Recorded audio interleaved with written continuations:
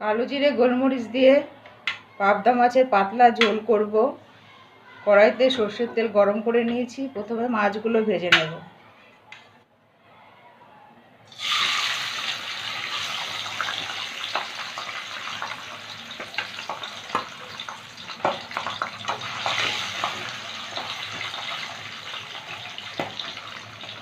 মাছগুলো একটু ঢেকে ভাজবো। আঁশ ছাড়া মাছ তো ছিটকে দেবে।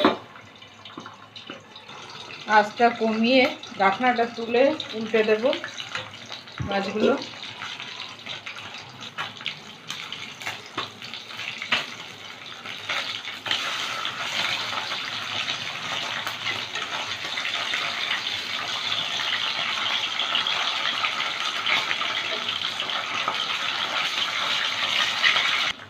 মাছগুলো ভাজা হয়ে গেছে, তুলে নেব।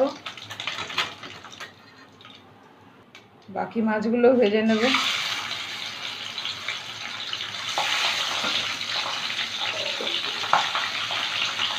এই মাছগুলো ভাজা হয়ে গেছে, তুলে নিচ্ছি।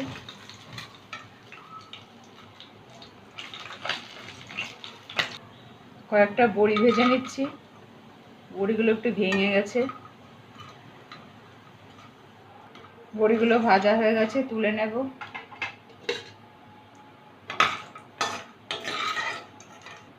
ওই তেলের মধ্যে একটু কালো জিরে দিলাম, দুটো চেরা কাঁচা লঙ্কা দিচ্ছি,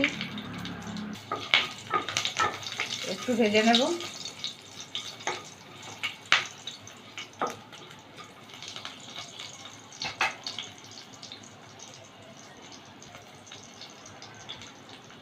একটু ভেজে নিয়েছি। এবার দুটো পেঁয়াজ কুচনো দিয়ে দিলাম।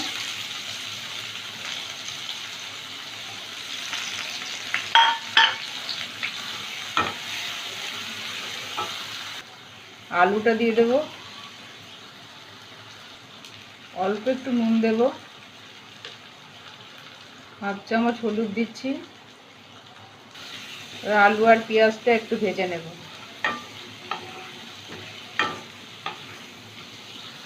আলু আর পেঁয়াজটা একটু ভেজে নিলাম। এক চামচ জিরে গুঁড়ো দিচ্ছি, একটু কাশ্মীরি লঙ্কার গুঁড়ো দিচ্ছি, হাফ চামচেরও কম।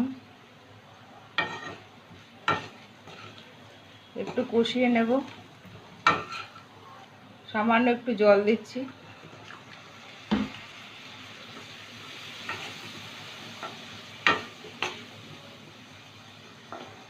দু মিনিট কষিয়ে নিলাম। এখানে পটল আর একটু ঝিঙে কেটে রেখেছি, সেটা দিয়ে দিচ্ছি। সজনে ডাঁটাগুলো দিয়ে দিচ্ছি। একটু কষিয়ে নেব। আঁচটা লো টু মিডিয়ামে রেখে খুব ভালো করে ভেজে নিলাম। এবার এর মধ্যে গরম জল দেব।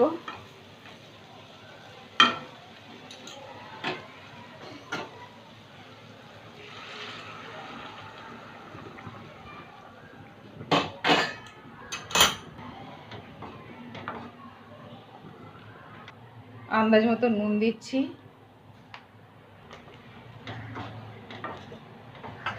এবার ঢাকা দিয়ে সবজিগুলো সেদ্ধ হতে দেব। 6 মিনিট পরে দেখব কতটা সেদ্ধ হয়েছে।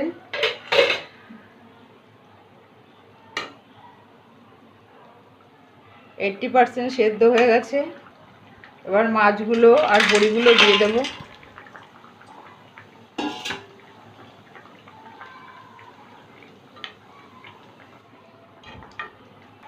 নুনটা দেখে নেব ঠিক আছে কিনা।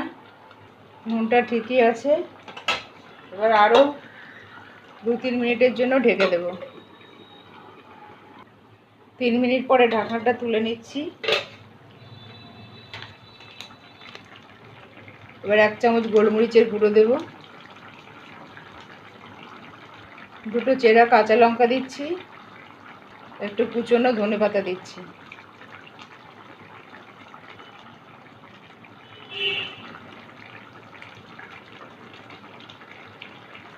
একটু ফুটিয়ে নেব 2-3 মিনিট।